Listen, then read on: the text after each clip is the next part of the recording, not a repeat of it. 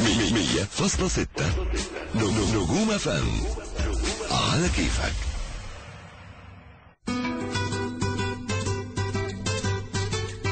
زهقان من مشاريبك عليك ببارلي ميكس، مشروب كله صحة وفوايده كتير للصبح. 3 أنواع جديدة موصوفة لكل ذوق، في منها قهوة وقرفة وكمان الجنزبيل. بارلي مشروب سخن ومفيد. بارلي ميكس مشروب الشعير الطبيعي بالحليب، يدوب شوية مية سخنة ويبقى جاهز. بارلي ميكس مشروب سخن كله فوايد. جرب هولز الجديد بحبيبات الانتعاش. حياتك بتفتح مع انتعاش هولز. لما تلاقيها زعلانة منك ما تزعلش انت كمان منها، جرب بس تضحك في وشها، هي كمان هتضحك لك. هي الدنيا كده، تحب اللي يضحك لها. شيبس بيفكرك اضحك لها تضحك لك. كل جديد، هل تستمتعون بمشاهدة أروع البرامج الترفيهية؟ كلها هنا على OSN، أشهر الأفلام وأحدث المسلسلات في نفس يوم عرضها في أمريكا، وكذلك أفضل برامج أسلوب الحياة والبرامج الواقعية، من ضمنها Keeping Up with the Kardashians. لن تفوتوا شيئا وأنتم مشتركون مع OSN. اتصلوا بنا اليوم أو زوروا موقعنا osn.com. ممكن تكسبي عقد من 30 عقد ألماظ من جالاكسي لما تبعتي كود اللي على ظهر الغلاف على 6066، واوعي ترمي الغلاف علشان تعرفي تستلمي جايزتك. انا مي من القاهره، انا كسبت العقد من يومين ومش مصدقه ان انا كسبت عقد ألماظ من جالاكسي. كل يوم في كسبان، ما تفوتيش فرصتك واكسبي عقد من 30 عقد ألماظ من شوكولاته جالاكسي. فاكر زمان لما كان ما فيش مستحيل، تقدر تغير الكون بخيالك، ترسم وتلون الدنيا اللي في أحلامك. ما فيش حدود ولا قيود، أملك موجود ولسه الحلم جواك، لسه الحلم جواك. ارجع تاني الدنيا محتاجالك، ارجع تاني ونور الحياة. كوكاكولا، خلي بكرة. ساعات كتير بنحب نسمع أغنية معينة ونقعد ندور عليها هنا وهناك وفي كل حتة، وفي الآخر برضو ما نلاقيهاش، مع إن الموضوع بسيط خالص. هنطلبها ونسمعها وبس.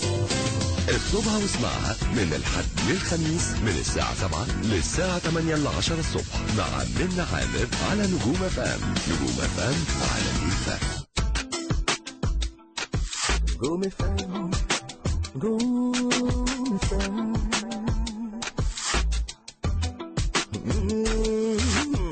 اسمع نجوم، اسمع مزيكا، كل اللي نفسك فيه، كل الجديد جايبينه ليك اكيد على 100.6 نجوم فام. اغاني للنهار وكمان نجوم كبار، 100.6 على كيفك. في صيفك او شتاء نجوم دايما معاك، 100.6 على كيفك. اغاني للنهار وكمان نجوم كبار، 100.6 على كيفك. في صيفك او شتاء نجوم دايما معاك، 100.6 على كيفك.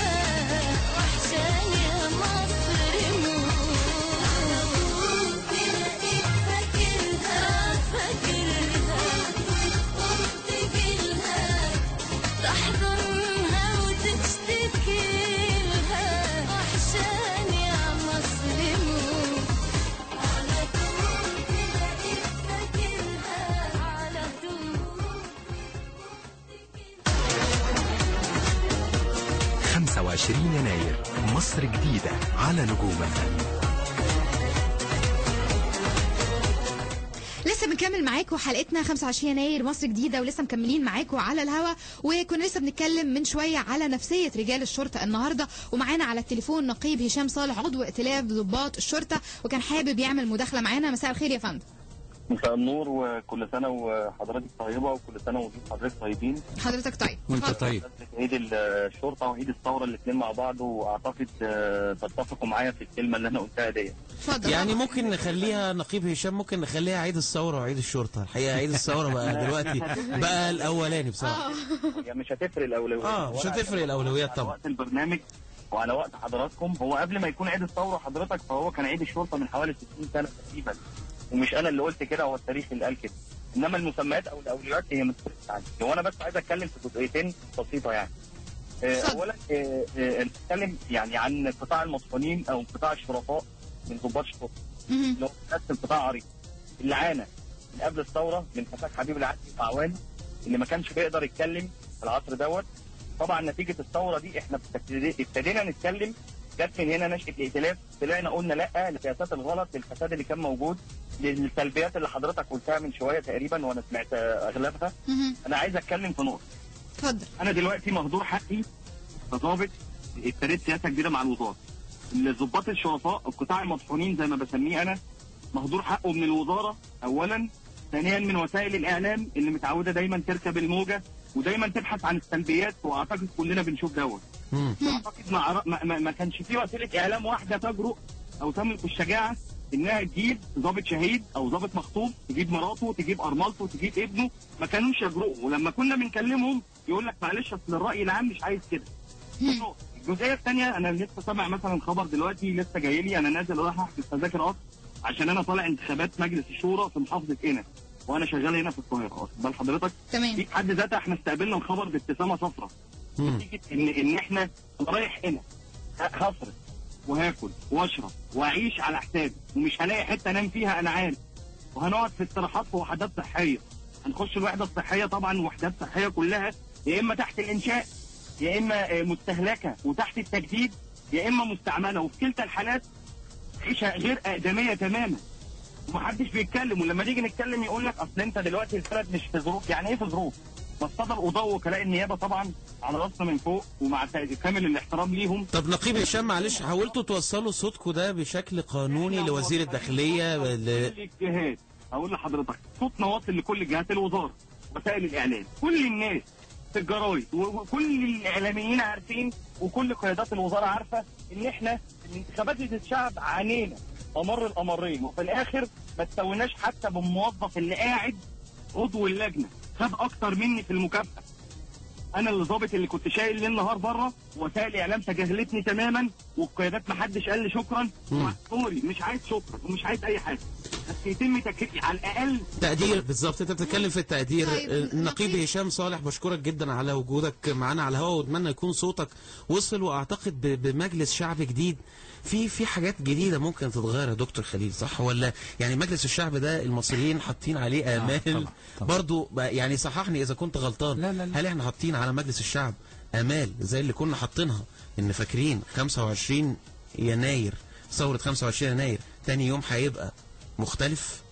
نفس الفكره، املنا ممكن تكون زياده شويه على مجلس الشعب. هي املنا زياده قوي، ولكن هو ابتدى بدايه صح واتجاهه ماشي صح، وعلينا أن نفترض حسن نية، وعلينا أن يبقى عندنا داء الإنكار أو الدينايل إنه مفيش مشاكل، أو إن هم هيبقوا سوبرمان، رجال خارقين للقوة، وهيعملوا ده رغم. خليني أقول لك على حاجة، يعني في صحفيتين عملوا تقرير في الأهرام أبيدو الفرنساوي عن حال الاقتصاد المصري في 2000 مصنع في 6 أكتوبر. مفاد هذا التقرير إيه؟ إن هذه المصانع أنتجت بضعف طاقتها في العام السابق، يعني في 2011 ل 2012، رغم ان كان في عرقله لاصدار تصاريح واستيراد مواد من قبل حكومه شرف.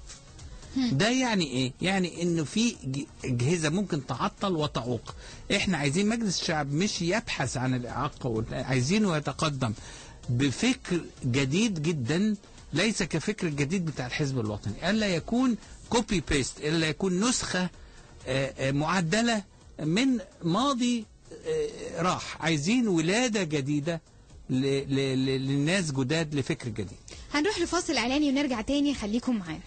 أهم 3 حاجات تعملهم في 2012: تجيب الراديو بتاعك، تظبط موجتك، وتعلي مزيكتك على نجوم FM.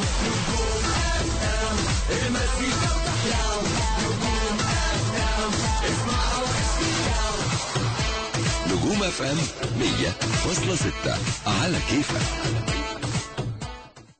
كيلو الخيار بكام النهارده؟ دي فلفل. طب والمانجا؟ دي برتقال. لازمك نظارات جديدة؟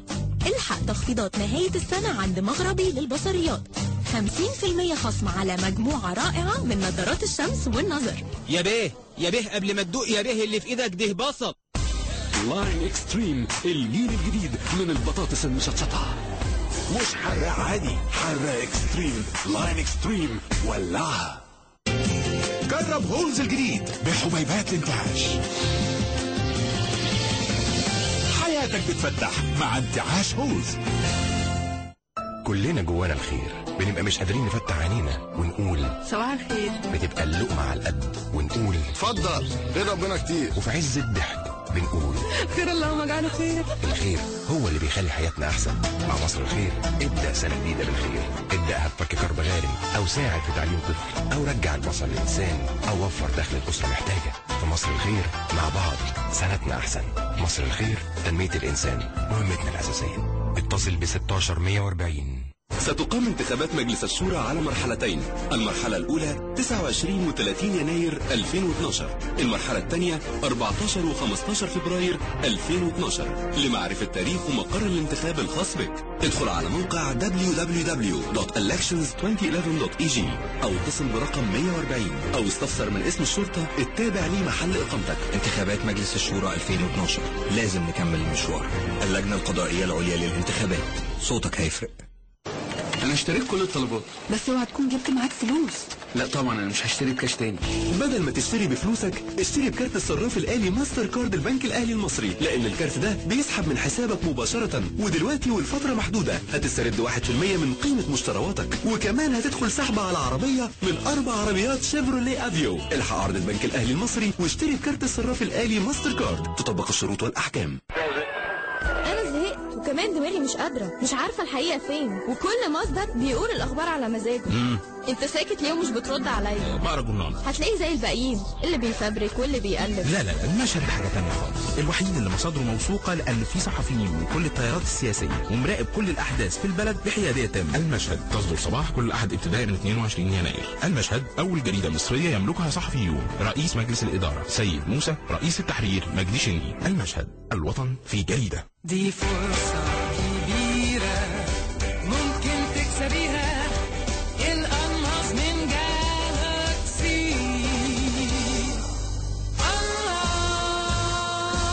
دلوقتي ممكن تكسبي عقد من 30 عقد ألماس من جالاكسي لما تبعتي كود على ظهر الغلاف على 6066، واوعي ترمي الغلاف علشان تعرفي تستلمي جايزتك. تكسبي من جالاكسي.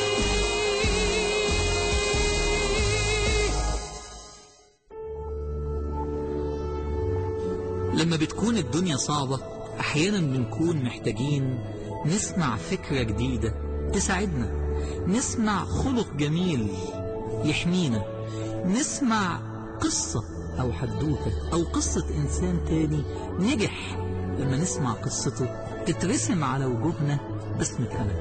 برنامج بسمة أمل كل يوم على نجوم FM يرسم على وجوهنا أفكار وأخلاق وسعادة تحقق فعلا بسمة أمل مع عمرو. بسمة أمل كل يوم من الحد للخميس مع الدكتور عمرو خالد على نجوم FM. اسمع أغاني أجمل معاني، اسمع وعيشها على نجوم FM. حب الدنيا عشاق الكون، لون حياتك على كيفك بأجمل لون. فاصلة ستة مزيكا على كيفك، افتح وعيشها روق بالك واللي خيالك تلاقيه بين ايديك حواليك وقصر عينيك نجوم FM. 25 يناير مصر جديدة على نجوم FM. ورجعنا لكم مرة تانية مصر جديدة و25 يناير. دكتور خلاص يعني الوقت بيجري بينا سريعا، لكن قبل ما نختم خليني كده يعني في كام خبر او كام أزمة اعتقد ان هم من الحاجات اللي بتخلي حياة المواطن المصري اليومية العادية فيها جزء من الاكتئاب وفيها جزء من اليأس. ضبط اكتر من 29,000 اسطوانة بوتاجاز ومليون لتر بنزين وسولار. وفي كمان خبر تاني كان بيقول برضو عن عدد من انابيب البوتاجاز. الازمات اللي بنمر بيها في النص دي واحنا في مرحلة انتقالية وثورية ونفسنا نشوف بلدنا احسن، دي بتأثر على نفسية المواطن عادي. بتعمل نوع من الإحباط ونوع من الضيق ونوع من اليأس. وفي حاجة هنا اسمها التعميم، يعني أنا هعمم أنبوبة البوتاجاز على رغيف العيش، هخاف على رغيف العيش وهبتدي أخاف إن الجبنة واللحمة والفراخ تخلص. ودي على فكرة يعني حاجة معروفة جدا بعد الثورات في معظم دول العالم. بس إحنا مش عايز اقول احنا شعب صبور جدا ومجاهد جدا وعنده عند شديد زي الرئيس السابق بتاعه، يعني حكايه العند دي متأصلة. فاحنا يا اما ان احنا نعند تماما مع المسألة ونعديها على اساس انها ازمة عابرة، يا اما ان احنا نحط نفسنا في سجن الازمة ونصبح جزء منها، وبالتالي زي ما بيقول الجنزوري يعني مش هتدور العجلة.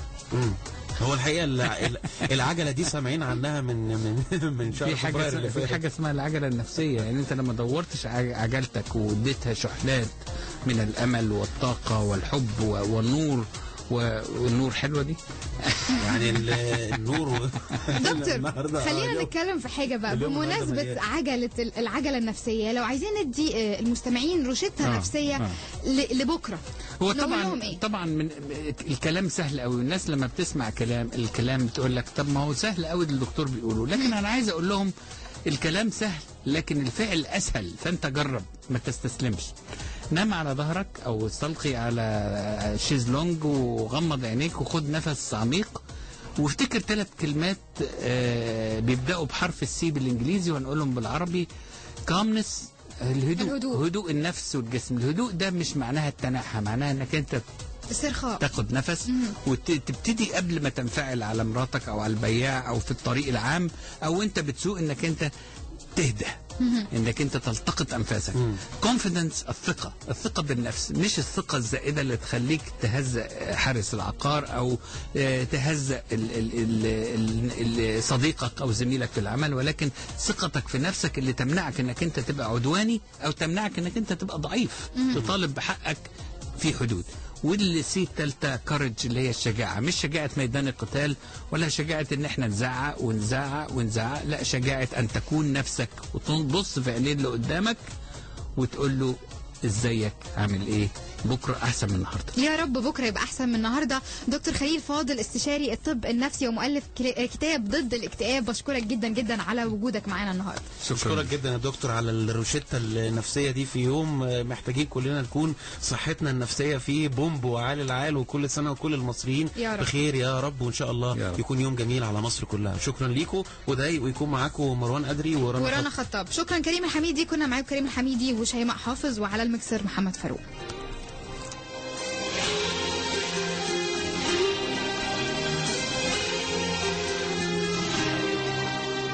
ساعات بشتاق ليوم عشته وانا صغير، لشكلي قبل ما اتغير، لأيام فيها راحة البال عشان كنا ساعتها عيال.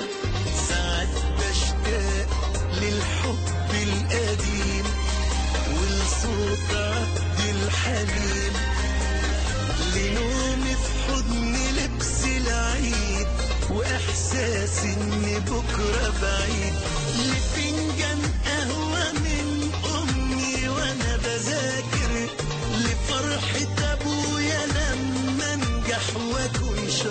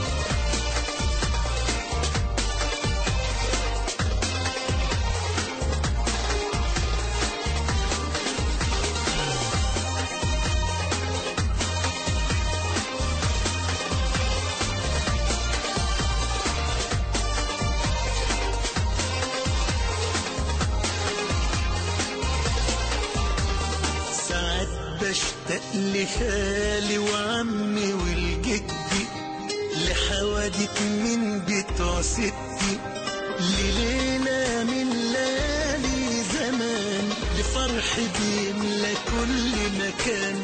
ساعات بشتاق لبيتنا الكبير والناس مليانة خير، لا باتوا في مرة يوم شايلين ولا عملوا حساب لسنين.